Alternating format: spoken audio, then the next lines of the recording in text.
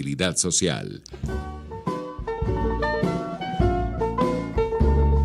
A partir de este momento, los invitamos a formar parte de esta mesa donde se componen y descomponen los problemas del país. RCR presenta Buen Provecho.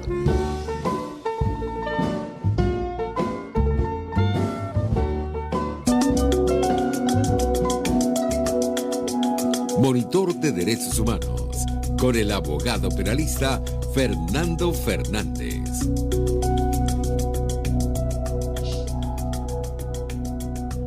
Buen mediodía y buen provecho.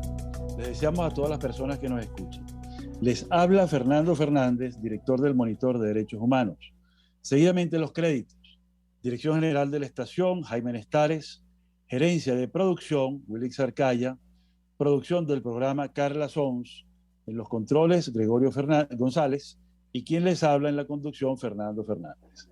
Estamos en todas las plataformas digitales, rcr750.com, rcr.tv y rcr750. En YouTube, la cuenta es rcr750. Esta es la radio que se ve.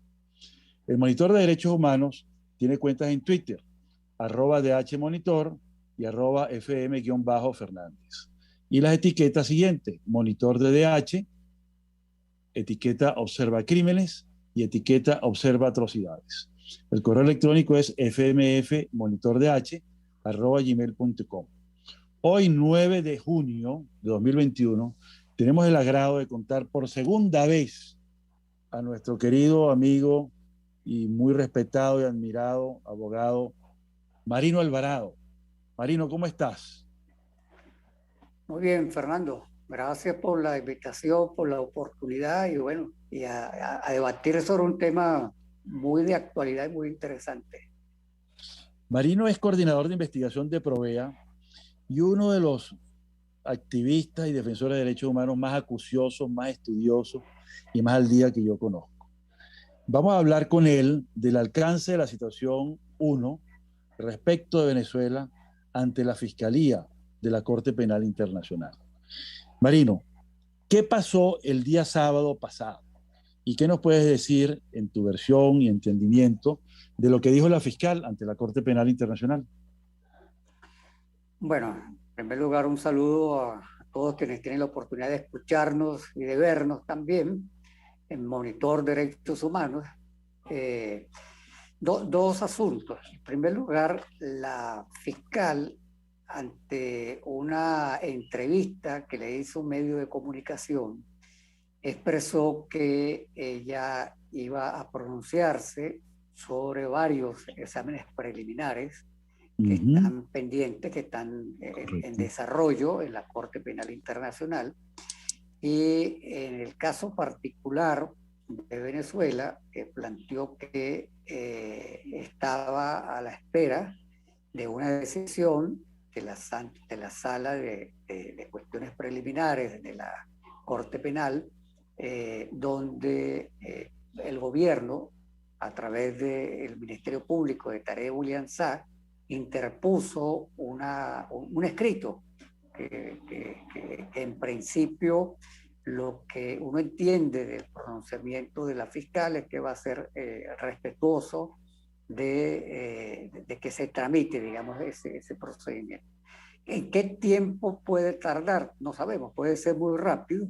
La Corte Penal Internacional se ha caracterizado porque algunos procedimientos son de muchos años y otros son de muy corto tiempo. Incluso exámenes preliminares como el de Colombia, que tienen 14 años, o un examen como el de Libia, donde duró apenas unos pocos meses. Entonces, digamos, en este caso pudiéramos tener una decisión de la sala muy pronto que le permita a la fiscal de la Corte Penal Internacional pronunciarse. Cualquiera sea la decisión de la sala, ya hay un elemento que yo quiero destacar, y es que ya la fiscal de la Corte Penal Internacional estableció que en Venezuela se han cometido crímenes de lesa humanidad. Y eso coincide también con las conclusiones de la misión de determinación de hechos de Naciones Unidas, que en su informe en septiembre también consideró que en Venezuela se han cometido crímenes de lesa humanidad. Es decir, nosotros pudiéramos afirmar, con esto termino esta intervención, nosotros pudiéramos afirmar que para el 9 de junio del año 2021, en Venezuela tenemos crímenes de lesa humanidad establecidos así por la Misión de Determinación de Hechos de Naciones Unidas y por la Fiscalía de la Corte Penal Internacional. Si tenemos crímenes de lesa humanidad, quiere decir que tenemos también criminales. Es decir, que estamos en un país donde hay un conjunto de criminales que han cometido delitos de lesa humanidad. Muy bien. Y hay dos cosas que se desprenden de lo que acabas de decir. Primero, si la fiscal va a esperar a que en la sala de cuestiones preliminares número 1, que es la competente para la situación de Venezuela, número 1 también, se pronuncie. Quiere decir entonces que esta incidencia forma parte del llamado debido proceso. Primera pregunta. Segunda pregunta. Al tener hechos que son de la competencia de la Corte Penal Internacional, sobre todo competencia material, estamos hablando entonces de que hay criminales, como tú muy bien, claro, lo estás diciendo. Pero estos todavía no están individualizados. Eso forma parte de un proceso que va más adelante, dirías tú. Sí, bueno, en primer lugar, estamos hablando de un organismo penal que es independiente y que hace todo el esfuerzo, por más que una persona haya sido acusada de crímenes, ya sea de lesa humanidad, crímenes de guerra, genocidio, hace un gran esfuerzo por garantizar el debido proceso, el Correcto. derecho a la defensa, que es algo fundamental. Es decir, cualquier persona se presume inocente hasta que haya un tribunal que la condene.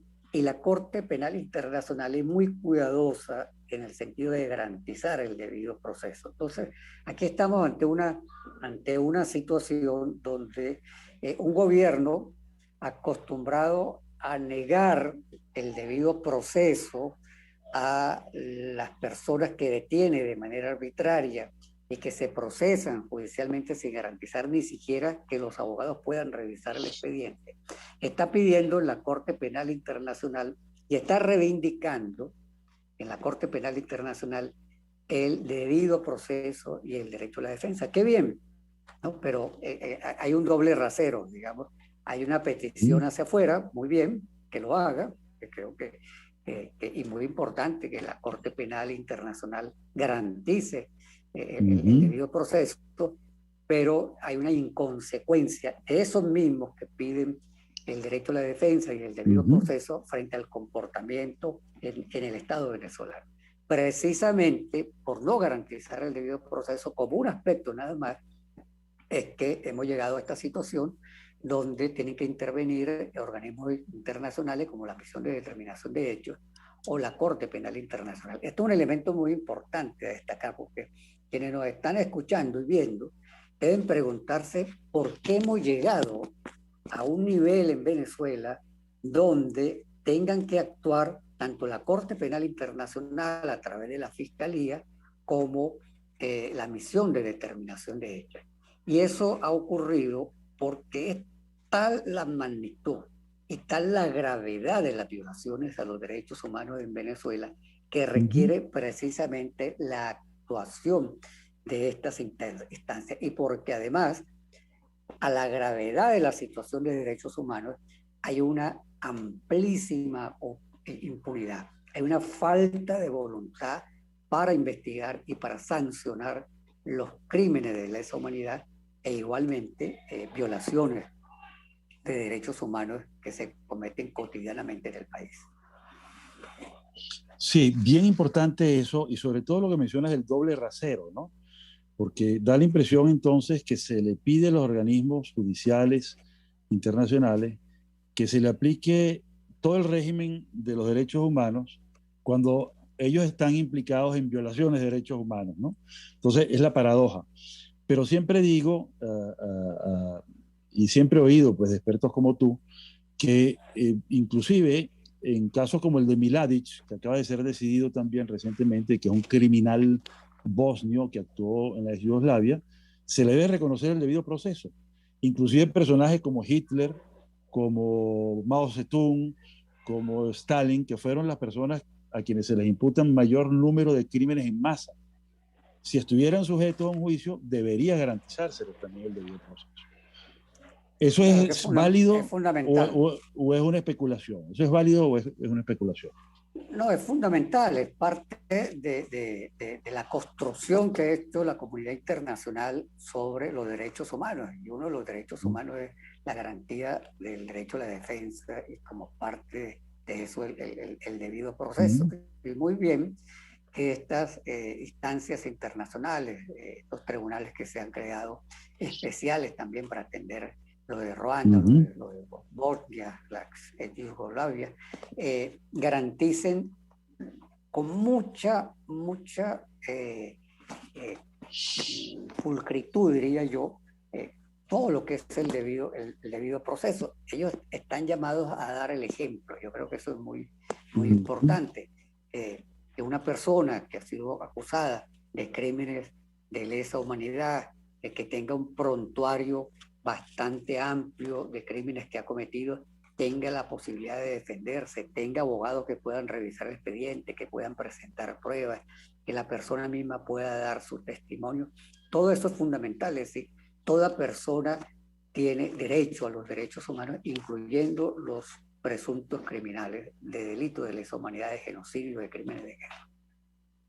Efectivamente. Yo creo que ese tema de dar el ejemplo es justamente el modelo socrático, ¿no? No combatir una injusticia con otra injusticia. A él se le aplicó una sentencia injusta y cuando sus alumnos querían sobornar a los carceleros para que él se fuera a las cavernas, él dijo que no, porque eso sería tan injusto como la sentencia que él recibía. Entonces, dar el ejemplo yo creo que es lo más importante para no darle argumentos a los presuntos culpables frente a una eventual condenatoria. Me parece muy buena tu conclusión. Ahora bien, ¿cuál es el alcance de lo que dijo la fiscal el día sábado? ¿Y cuál sería entonces el lapso para decidir? ¿Qué crees tú que está presente aquí? Porque ya se va el 15, ¿no? Es muy difícil establecer, digamos, estamos en un cronómetro que va en línea regresiva. La fiscal termina sus funciones el día 15. Ella en diciembre afirmó que antes de culminar su mandato informaría sobre varios exámenes preliminares. Hoy precisamente tiene un debate en el Consejo de Seguridad de Naciones Unidas sobre uno de los tantos procesos, digamos, que ha llevado la Corte Penal Internacional. Y es posible, todavía quedan unos cuantos días, es posible que en este tiempo que queda antes del día 15 al día 14, diría yo, pudiéramos tener algún pronunciamiento de la fiscal.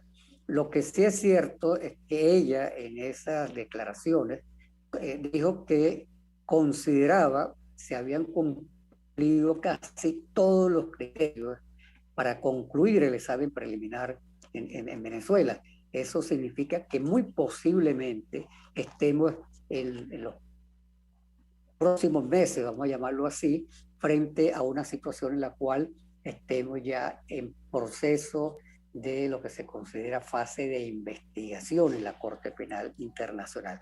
Y esto genera una dinámica distinta a como fue el examen preliminar. El examen preliminar, para quienes nos están escuchando y viendo, el esfuerzo de la Fiscalía se orientó fundamentalmente a analizar el contexto país en cuanto a si han ocurrido o no crímenes de lesa humanidad, cuál ha sido el comportamiento del sistema de administración de justicia frente a esos presuntos crímenes de lesa humanidad, frente a unos presuntos responsables, aunque la Fiscalía no tiene identificada, digamos, a personas. Recordemos que la misión de determinación de hechos sí identificó a varias personas que van desde ministros, directores de organismos policiales, presuntamente responsables de crímenes de lesa humanidad, y la fiscal afirmó que ha considerado para su análisis el informe de la misión de determinación de hechos. Pero en esta etapa, que es el examen preliminar, el análisis más es de contexto, del contexto país, para establecer si se han cometido o no crímenes de lesa humanidad, llegando ya a la conclusión, la fiscal, de que se han cometido crímenes de lesa humanidad en Venezuela. ¿Qué vendría después si pasamos a una fase de investigación? Pasan a jugar un papel fundamental la sala de cuestiones preliminares y el fiscal en este caso, porque empieza sus funciones una vez que culmine el fiscal de nacionalidad británica, que empieza sus funciones el 16 de junio, le tocará a ese fiscal con la sala de cuestiones preliminares instruir lo que pudiera ser, digamos, para ponerlo en términos sencillos, un expediente a partir de un caso y unos presuntos responsables. Entonces, ya estaríamos entrando, digamos, a elementos mucho más concretos. Es decir, tenemos un caso, ese caso puede tener una víctima o múltiples víctimas, pero la Fiscalía puede considerar, aquí estamos frente a una situación donde ocurrió un presunto crimen de lesa humanidad y vamos a investigar a unos presuntos responsables. En ese proceso de investigación se pudiera establecer o una orden de comparecencia a alguno de estos funcionarios. Hay que recordar que la Corte Penal Internacional hace énfasis en los responsables principales, en los que tienen mayor jerarquía, pero eso no significa que descuide los mandos medios, que pueden haber tenido un nivel de responsabilidad en los crímenes, pero su énfasis es en los altos mandos. Por eso que vemos, si hacemos un análisis de quiénes son los que han sido juzgados hasta ahora en la Corte Penal Internacional o que tienen procesos abiertos, estamos hablando de generales, estamos hablando de exministros, estamos hablando de expresidentes incluso de la sí. República. Entonces, esa situación es la que vendría ahora, orden de comparecencia o posibles órdenes de arresto, vamos a llamarlo así, dictadas por la fiscal y autorizadas por la sala de cuestiones preliminares. Muy bien, vamos a ir a un corte institucional, pero antes de eso vamos a dejar, digamos, sembrada la inquietud sobre si ha habido oportunidad o no para que el gobierno se defienda, a habido las visitas y los escritos enviados, y un poco también sobre los crímenes de competencia de la Corte. Ya venimos luego de estos avisos institucionales. Muchas gracias.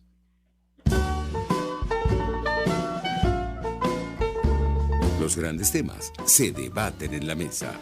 Buen provecho por RCR 750, la radio que se ve. Y síganos en Twitter en @RCR750. Sintonícenos a través de Periscope, @RCR750, la radio que se ve. Tarot, ciencias ocultas. Descubre el motivo de tu mala suerte.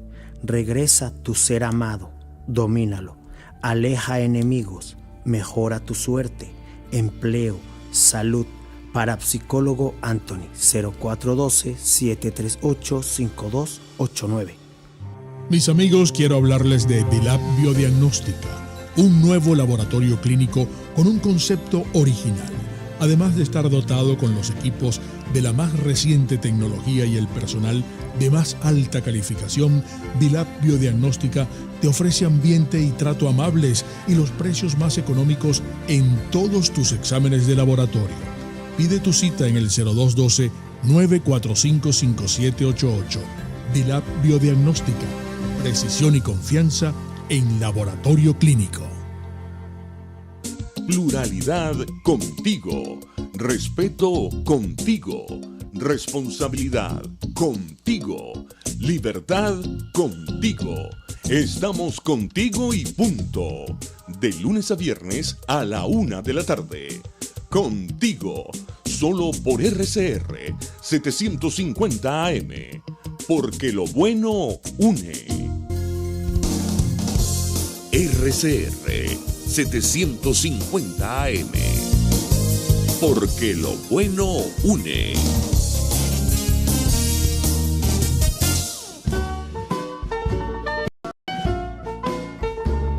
Escuchas Buen Provecho por RCR 750, la radio que se ve. Dejamos en el aire dos preguntas. Una que tiene que ver sobre las oportunidades de defensa que ha tenido el gobierno venezolano de sus funcionarios mediante 3 escritos que han sido consignados, según se ha dicho, y una visita oficial, digamos, una visita de Estado a La Haya. Y de otra parte, el tema de la mayor jerarquía, los llamados máximos responsables. ¿Qué tienes que decir sobre lo primero y lo segundo, estimado Marino? Para ver, en primer lugar, la fiscal tiene el mandato de colaborar con los estados. Recordemos que la Corte Penal Internacional, a pesar de que adelanta un examen preliminar, incluso adelantando un proceso de investigación, siempre va a hacer énfasis en que sean las estructuras del Estado Nacional, en este caso del Estado venezolano, las estructuras de justicia, quienes investiguen, sancionen a los responsables de los crímenes. Y parte del trabajo de la fiscal, y lo va a hacer también el fiscal entrante, va a ser colaborar con todos los estados que han suscrito el Estatuto de Roma para que se activen y para que funcionen de la mejor manera los sistemas de administración de justicia. Entonces, por ejemplo, hubo reacciones muy negativas contra la fiscal de la Corte Penal cuando recibió a Tarek William Saab y a Alfredo Ruiz como defensor del pueblo. Digamos, es una actividad normal recibir a funcionarios del Estado venezolano, orientarlos incluso para que actúen. El hecho de que estos dos funcionarios del Estado venezolano hayan estado, hayan conversado, hayan conocido parte del equipo de la Corte Penal Internacional, como lo ha informado Tarek William Saab, se haya entregado documentación, forma parte, digamos, de este proceso en el cual la Corte está muy interesada. Ojalá no haya sido 3 documentos, ojalá hayan sido 15, 20, 25 documentos que haya entregado el Estado venezolano, pero con información que sea, en primer lugar, real, y en segundo lugar, que sea suficiente para demostrar que en Venezuela se está investigando y sancionando. Desafortunadamente, para Tarek y para Alfredo Ruiz, no tienen mucho que demostrar, porque si algo es muy evidente en Venezuela, es que no se investigan las graves violaciones de derechos humanos. En el 2020 tuvimos 2.853 presuntas ejecuciones en Venezuela. En el 2019 hubo 21 personas que fueron asesinadas mediante tortura en Venezuela, entre ellas el capitán Acosta Arévalo. ¿Dónde están las investigaciones? ¿Dónde están las personas detenidas y procesadas por esas muertes por tortura? ¿Dónde están las investigaciones sobre las investigaciones, por ejemplo, a Miguel Domínguez, director de la FAES, por las miles de ejecuciones que han cometido los funcionarios de la Fuerza de Acciones Especiales a lo largo y ancho del país? ¿Dónde está la investigación al director de la Dirección General de Contrainteligencia Militar, el señor Dala, por el asesinato mediante tortura del capitán Acosta Arévalo? ¿Dónde está la investigación a Gustavo González López del Servicio Bolivariano de Inteligencia por el asesinato del concejal concejal Albán? Es decir, Fernando Albán. No ha habido investigación. Entonces, lo que haya podido entregar el fiscal y el defensor Alfredo Ruiz será evaluado por la fiscal y considerarán si es suficiente o no ese tipo de información. Yo estoy bastante seguro que lo que han entregado tiene muy poco valor porque no tienen resultados, no tienen cómo demostrar que en Venezuela se ha investigado y se ha sancionado. Es decir, pero forma parte, digamos, de ese derecho que tiene el Estado venezolano, no solamente el derecho, porque Tarek lo plantea como derecho, es que tiene la obligación, que yo creo que hay que verlo de esa perspectiva.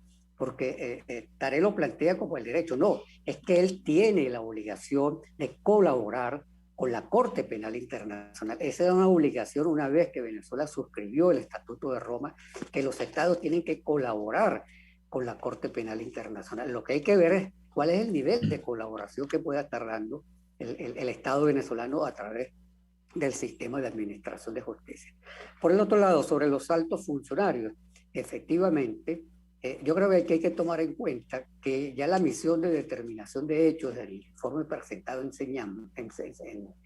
septiembre del año 2020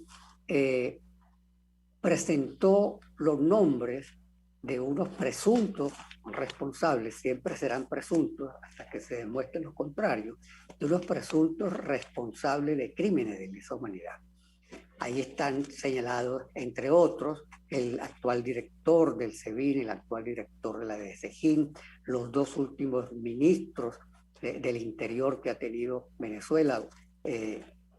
Igualmente está señalado hasta Nicolás Maduro como uno de los presuntos responsables. Entonces, eso tiene que ver con una dinámica de estos organismos internacionales. En el caso de la Corte Penal Internacional, su énfasis estará también en los altos funcionarios, no necesariamente estos que señaló la misión de determinación de hechos, pero ojo, pueden ser esos mismos funcionarios, porque han tenido un nivel de participación muy posiblemente en todas las detenciones arbitrarias, las desapariciones forzadas, las ejecuciones con los operativos de liberación del pueblo. Recordemos que los operativos de liberación del pueblo fueron dirigidos por Gustavo González López y después por Néstor Revelor, y Gustavo González López daba prácticamente todos los días parte de guerra. ¿De qué?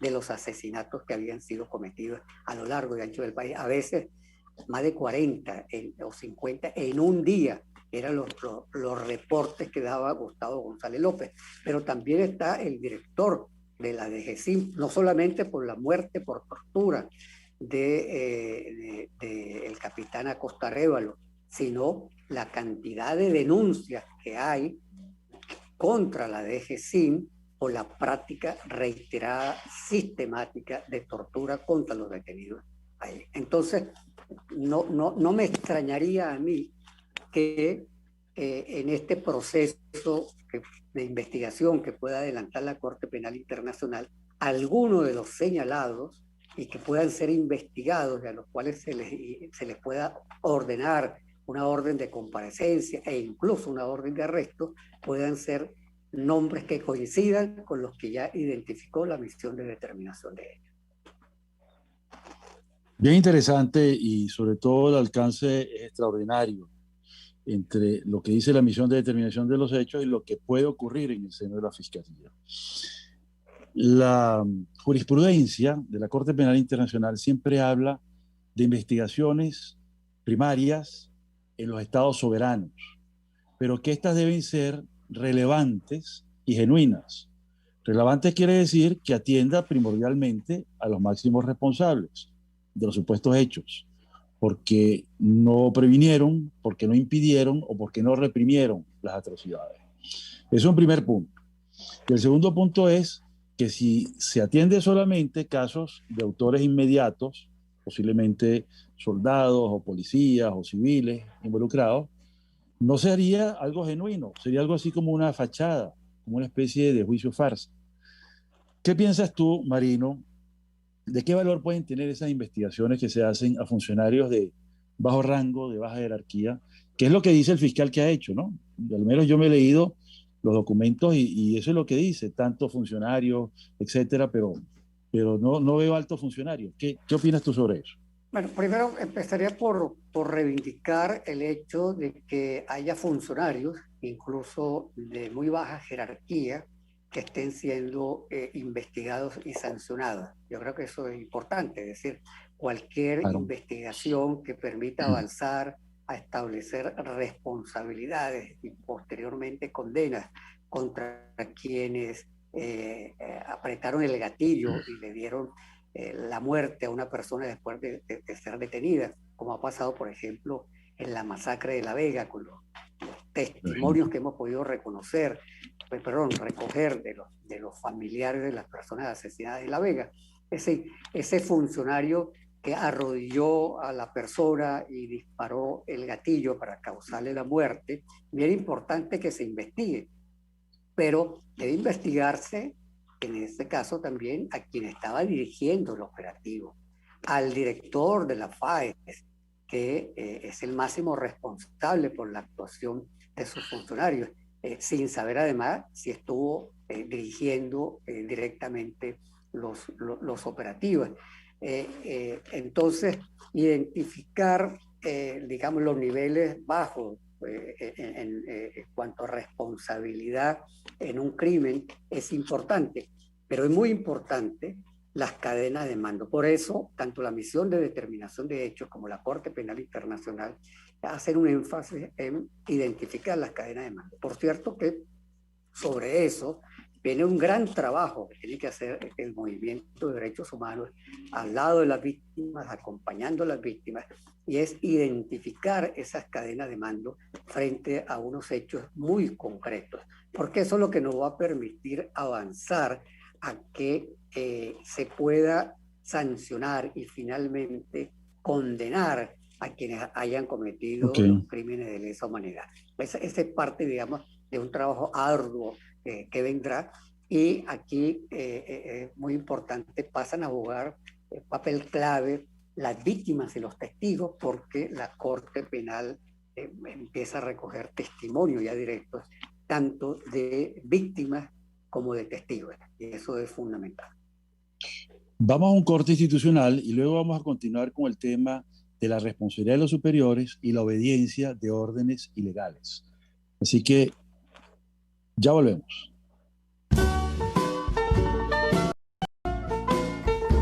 Análisis, opinión, entretenimiento y mucho más. Escuchas Buen Provecho por RCR 750, la radio que se ve.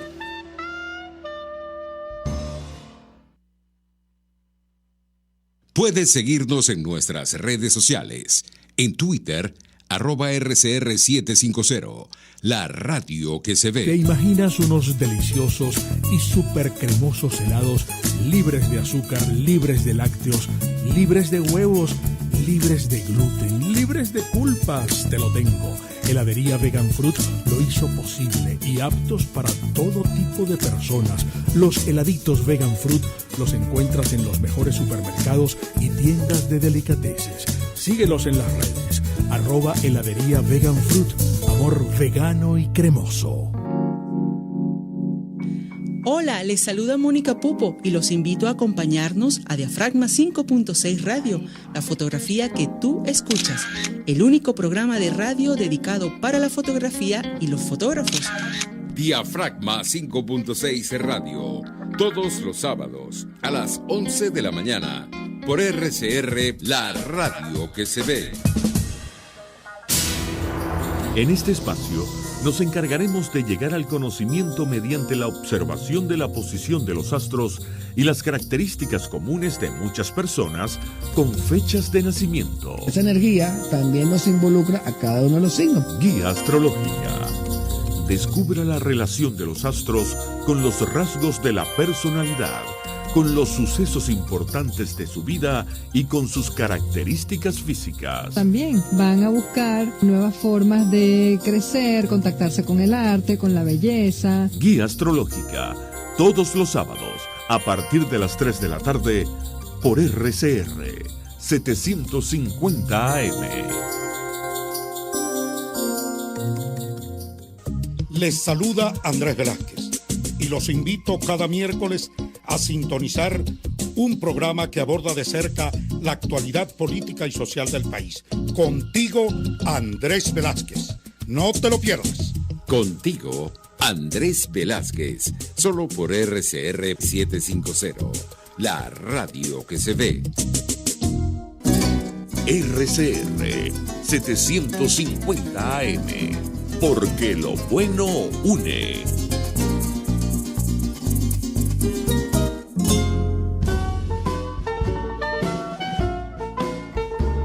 Usted escucha Buen Provecho por RCR 750, la radio que se ve. Estamos hablando con Marino Alvarado, coordinador de investigación de Provea, en su programa Monitor de Derechos Humanos. Y dejamos en el aire dos preguntas. Una que tiene que ver con la responsabilidad de los superiores y la segunda que tiene que ver con la obediencia a órdenes ilegales. Y hay un tercer tema que me gustaría incluir, que es el tema de cómo juzgar a los inferiores y a los superiores con los delitos comunes que están en el Código Penal y los procedimientos ordinarios. Es decir, ¿cómo sería esa operación si es que quieren hacer ver que están investigando seriamente y de forma genuina e independiente estos hechos? Adelante, Marino. Bueno, gracias, Fernando, por la oportunidad y por las preguntas, y a nuestros oyentes y quienes nos están viendo. Para ver, la Corte Penal, como lo hemos venido planteando, hace énfasis en las personas que tienen la mayor cantidad de responsabilidad por los crímenes de lesa humanidad que se hayan cometido en Venezuela.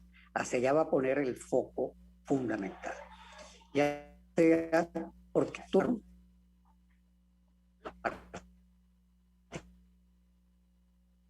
participaron de la planificación,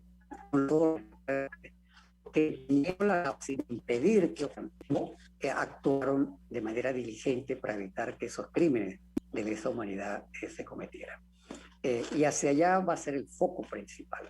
Entonces, no nos debe extrañar si avanzando hacia la fase de investigación la Corte Penal Internacional dicta una orden de comparecencia a generales, a ministros o exministros, e incluso al propio Nicolás Maduro, porque eso está dentro del cuadro de posibilidades. Ahora, ¿será inmediato?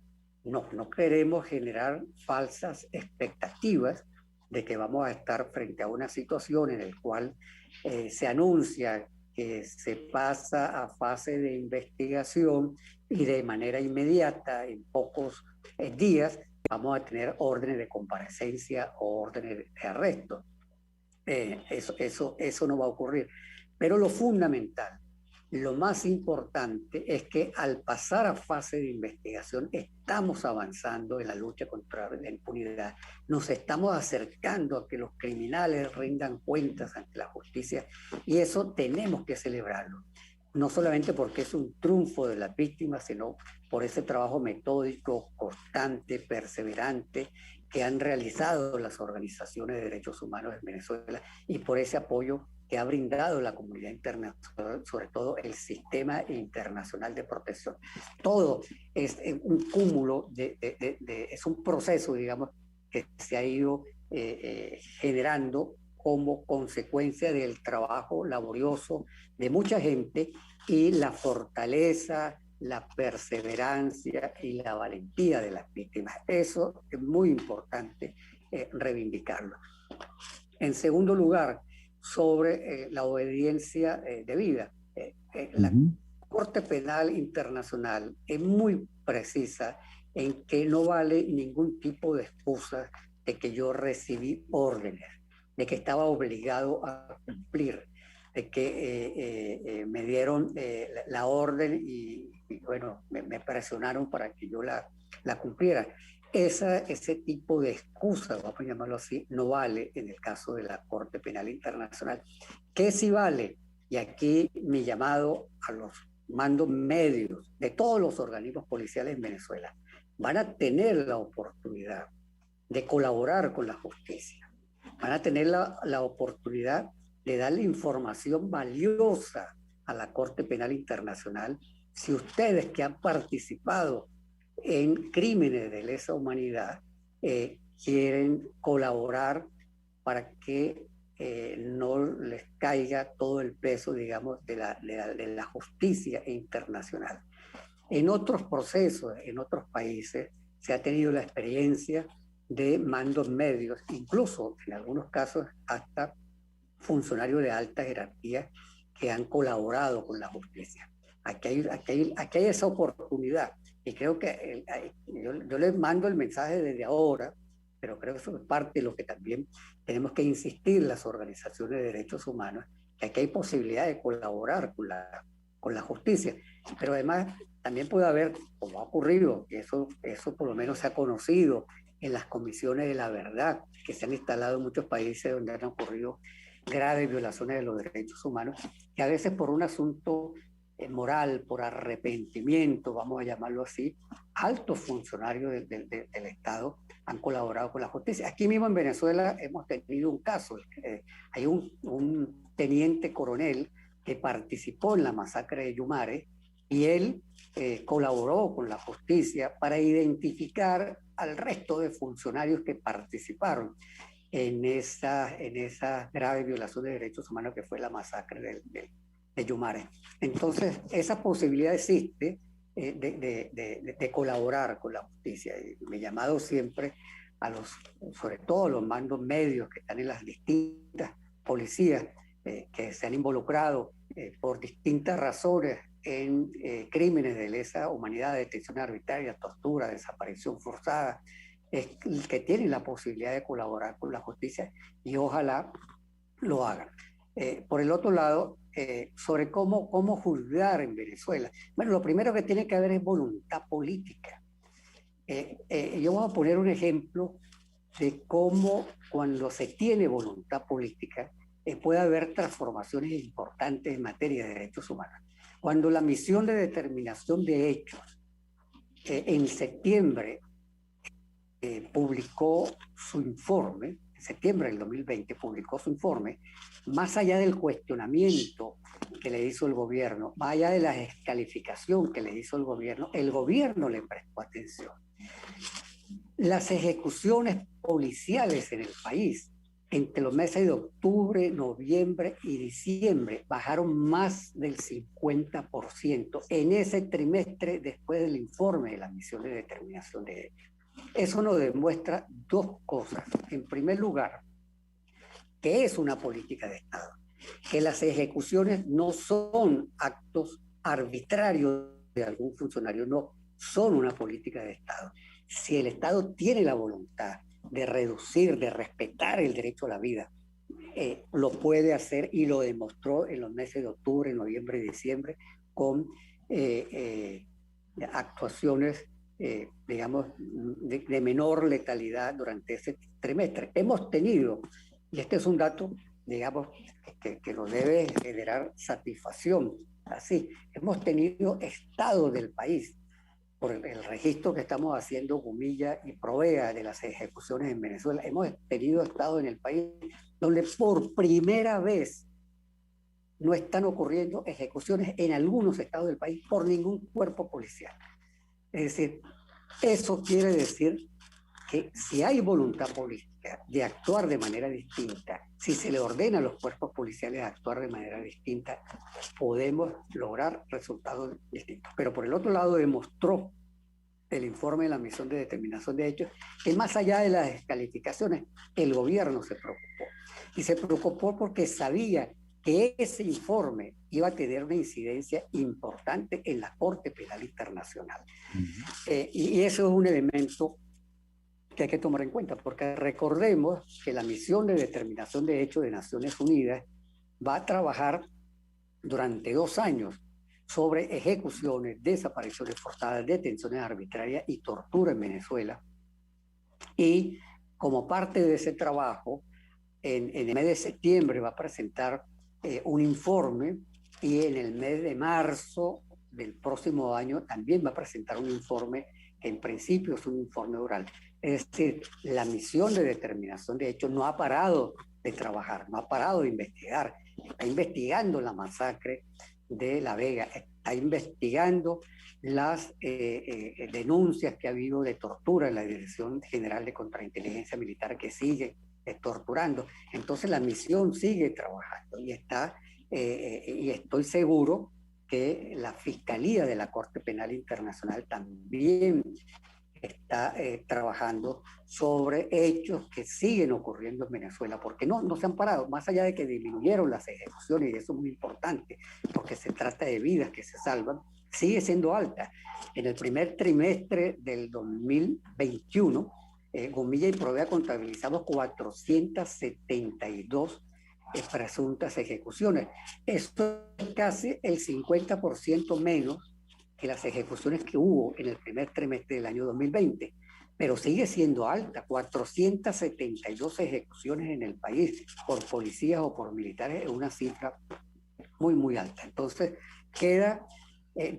lo primero, respondiendo a tu pregunta, Fernando, es: tiene que haber voluntad política de investigar y tiene que haber un poder judicial independiente que garantice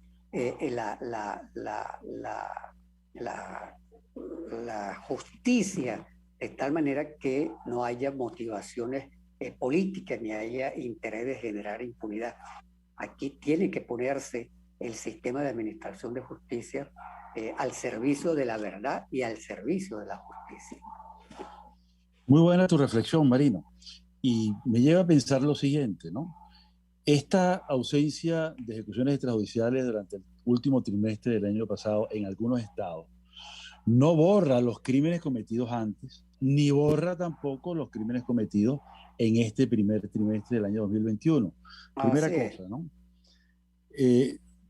Tú hablabas del arrepentimiento, que es la condición ideal por la cual se espera que alguien confiese su felonía y, bueno, logre con eso aminorar la pena. Pero hay también algo que es la conveniencia. Le conviene a un mando medio, a un mando bajo, ser encarcelado, estigmatizado y llevado a la justicia, sabiendo pues que hay un clima y una política de Estado que lo impulsa, que lo motiva, que lo obliga a cometer esos crímenes.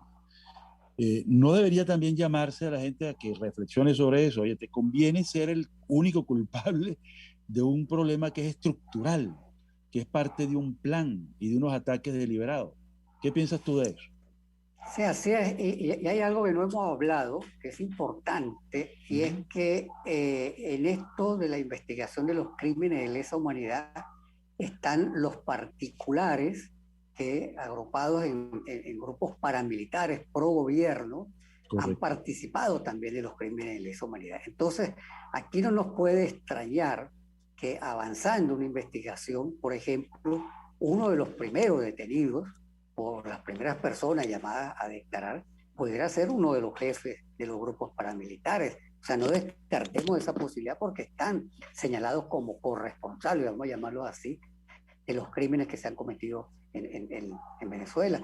Pero tampoco nos puede llamar, se puede negar la posibilidad que algún director de una policía regional, estoy pensando por ejemplo en la policía del estado Lara, que ha sido una de las policías de uno de los estados que ha tenido mayores niveles de ejecución en los últimos 3 años, que directores de esos cuerpos policiales en el estado Lara, que los responsables del FAES en el estado Lara puedan ser a lo mejor algunos de los que en la investigación que se haya adelantado esté identificado como esos mandos medios que tienen responsabilidad directa en el caso de ejecuciones, o aquellos mandos medios de la Dirección General de Contrainteligencia Militar que pueden estar involucrados no solo en la muerte del capitán Acosta Arévalo, sino también en los otros casos de tortura.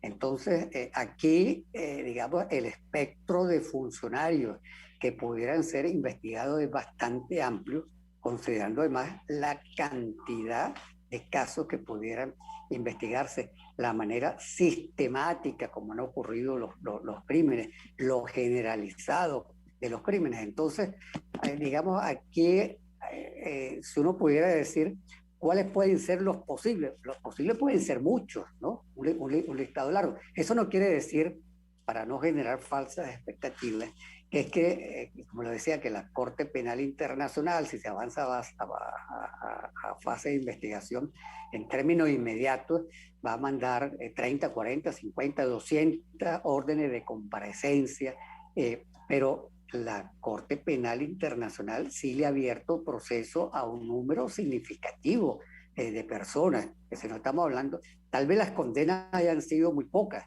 pero quienes están en proceso en algunos países donde se han abierto los procesos de investigación, es un número más o menos importante.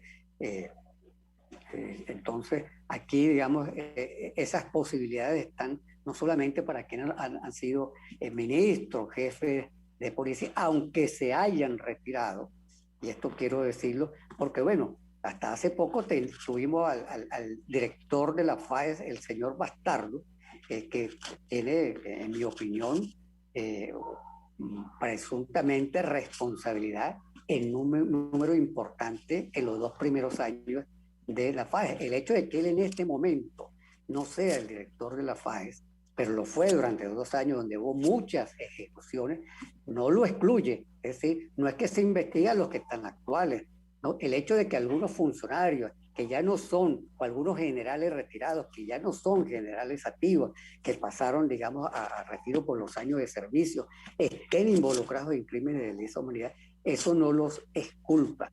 Y no hay que olvidar que los crímenes de lesa humanidad no prescriben. Es decir, aquí quien sea señalado como presunto responsable de crímenes de lesa humanidad, pueden pasar años, pueden cambiar gobierno, pero la persecución se puede dar. Y yo quiero incorporar un elemento que me parece importante, que no se ha hablado poco, pero que hay que tomarlo en cuenta. Y es que en paralelo al trabajo de la misión de determinación de hechos y en paralelo a lo que pueda hacer la Fiscalía con la sala de cuestiones preliminares de la Corte Penal, si se avanza a fase de investigación, tenemos la posibilidad de la jurisdicción universal. Es decir, que algún Estado, de aquellos que tienen en su legislación la posibilidad de aplicar la jurisdicción universal, inicien procesos judiciales contra cualquiera de los funcionarios.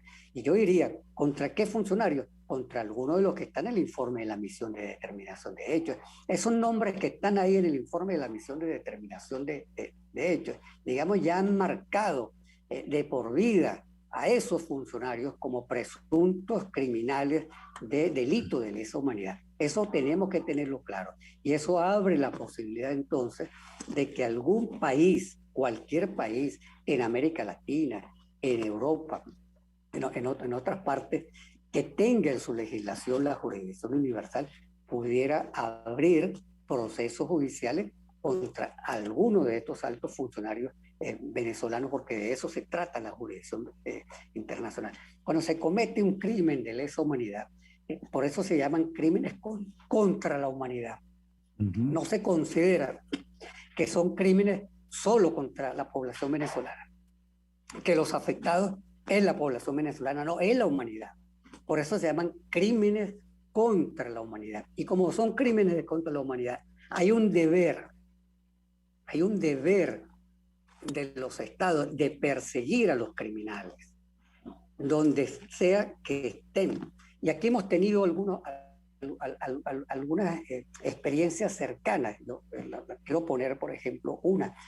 Aquí ocurrió en el año 1983 la masacre de Jacimú, que fue la masacre que se perpetró contra indígenas Yanomami en el estado Amazonas de Venezuela. La legislación brasileña tiene entre sus aspectos, digamos, judiciales, la posibilidad de juzgar a brasileños que hayan cometido crímenes contra la humanidad en cualquier territorio del mundo. Por eso, a pesar de que la masacre de Jacimú se cometió en territorio venezolano y fue perpetrada por brasileños garimpeiros, ¿verdad? El Estado de Brasil condenó a estos garimpeiros por haber cometido un delito, ¿dónde? En territorio venezolano. Bueno, más o menos así opera la jurisdicción universal. Es decir, cualquier país que esté interesado en perseguir a los criminales, puede activar la jurisdicción universal. Nos queda un minuto, Marino, y quisiera que termines con un mensaje positivo a las ONGs, a los defensores de derechos humanos y principalmente a las víctimas. Bueno, mi mensaje es que creo que hemos llegado a este nivel gracias, en primer lugar, a la valentía de las víctimas. las organizaciones de derechos humanos las seguiremos acompañando para seguir documentando, para que ustedes como víctimas sigan haciendo la denuncia. Y estamos ante la posibilidad de un enorme paso en materia de justicia en Venezuela, y es que nos acercamos poco a poco, a paso lento pero seguro, para que los criminales que han cometido crímenes de lesa humanidad en Venezuela rindan cuentas hacia la justicia, y eso nos debe dar como venezolanos sentirnos orgullosos de que eso se hace. Muchas gracias, Marino, por tu intervención, orden, por tus respuestas tan oportunas, tan atinadas y llenas de esa pasión como defensor de derechos humanos. Nos despedimos hasta el próximo miércoles y seguramente hablaremos en algún otro momento con Marino Alvarado. Muchísimas gracias y hasta otro momento. Monitor de Derechos Humanos, con el abogado penalista Fernando Fernández.